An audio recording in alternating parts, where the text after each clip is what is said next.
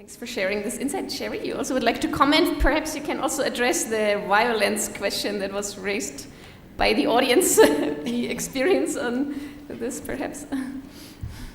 Thanks. I think just drawing from the conversation from the panel we've just had, I think one of the challenges for resilience building is to think about is to continue to push ourselves to think about a wider range of what we think of as assets and what are productive assets. So I think it's been made very eloquently in a few different panels about one of the biggest, if not the biggest or most common shock that poor household faces are health shocks.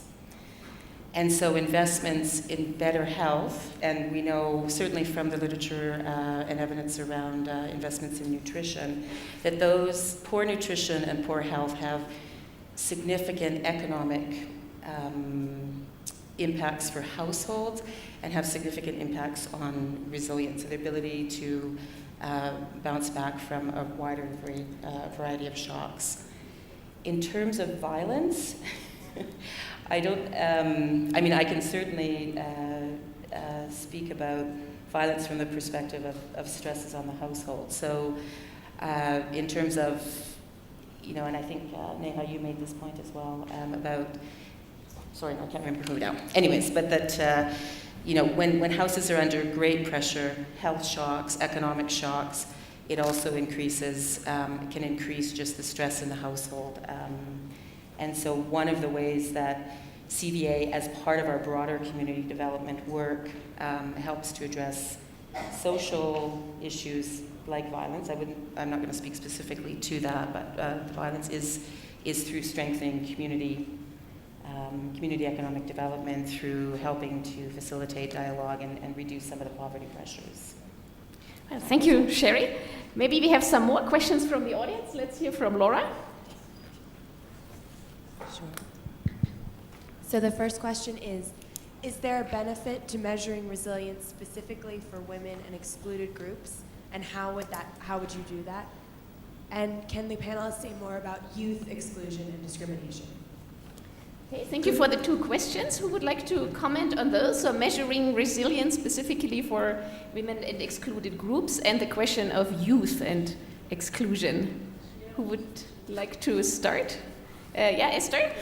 Yeah, and I just want to go back to the violence one, if you allow me. And I think one of the more, when we speak to particularly food security and nutrition, access and control, or lack of it, for access and control of land among women, it's a major violence against women. And one of the things that Growth Kenya has done in the country is been able to develop a model where grassroots women are working with women, particularly whose husbands have died from HIV pandemic, and orphans who have been left, and where we know that guardians are taking these children as a way of taking over their land. They take them, and when the children, the orphans leave their homes, then they are able to take over the land. And that also talks to the issue of including young people, because if children are left with children when their parents die, they will grow, they will be teenagers, they will require land. And what we've been able to do is set a program where communities have organized to protect and make public who owns land, and have that data of the amount of land, how it's linked to the families so that it can be safeguarded. The women have now become part and included as part of the formal decision making. I will say in Kakamega, when we started working there in 2006, in one of the districts, there were not one single chief. But because of the work we did, now we do have 2 chiefs who are members of the provincial administrators. And they're very important because they determine when the land is being adjudicated or title is being written, who determines who is the real owner. And we also have in Central Province, in one of the districts, where we did not have one single chief. Today we have 9 provincial administrators. And we don't but just bring women because they are women, but we do a lot of intensive capacity enhancement on the legal framework of the country, what it talks about laws. So it's really an integrated approach. But we also do have a program we are running with the World Bank. It's about enhancing access, market, and trade. And we realize that young people were not interested in farming. So what did we do? Part of the project allows for use of mobile to learn about where are the market prices, what are they, and young people really want to do to use the mobile, and so they are the ones that are going out supporting women farmers, men farmers to navigate where the prices are, and they are broadcasting the information to the women. They do not want to go to the field to farm, but they want to be coaches. They want to understand the knowledge, they want to know where the market is, and they want to have the capacity to negotiate prices. So we brought the young people to be part of the value chain by making sure they are integrated in that way. Thank you. Unfortunately, we have only 3 minutes left, so maybe very, very quick comments, maybe first from Sorat and then from Myra. Yeah, Sorat?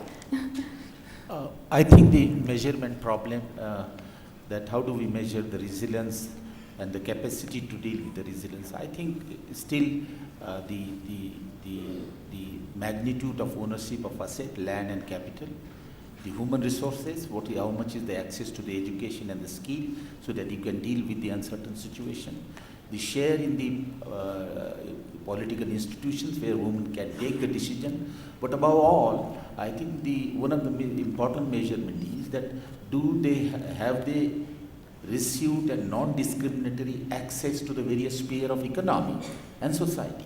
I think that is the key thing, because the women's special feature is that they do face discrimination in various sphere of life. So one can measure through various indicators their non-discriminatory participation in various sphere of life. How equally they are able to participate, with immense amount of freedom they are able to participate. I think these are some of the indicators which we can use to measure their equal participation. Thank you. Myra? Yes, to measure resilience on gender, I think what we need is really good sex disaggregated data. And I want to go back to what was being talked yesterday in terms of metrics. And I was also talking to the chief statistician of the government of Ethiopia, and she was telling me, there is obviously the need for new data availability that is sex disaggregated. But the important thing is there's a lot of existing data that just has not been sex disaggregated and analyzed properly. And I think that is a big challenge, and where we really need to build the capacity of countries themselves so that they can take up this data, sex disaggregated, and analyze it in a way that is meaningful for policy decision making. Thank you. Unfortunately, we have only 1 minute and 9 seconds left, so let me use this remaining time to draw 3 main conclusions from our panel here. And the first is the issue of gender and exclusion is very complex. It is very site-specific. The reasons can differ across situations. So it's important in our research that we are able to address it adequately, as you said, using existing data or collecting appropriate data, having the right indicators. So that is one very important insight. The second very important insight I would like to draw on Esther, it is very important to change our perspectives, not to consider people just as the victims, but to recognize their capability, to recognize their resources, to recognize their own strategies. And the third important insight, and I think we have heard a lot of interesting examples for organizations, be it government or non-governmental organizations, they need to take the issues of gender and exclusion into account when designing programs for building resilience. And there need to be smart strategies, as you showed. There may be innovative approaches, as the World Vision has told us. These are all necessary so that we will be able to adequately address the challenges of gender and exclusion in building resilience for food and nutrition security. Please join me in thanking our great panel and also the audience for your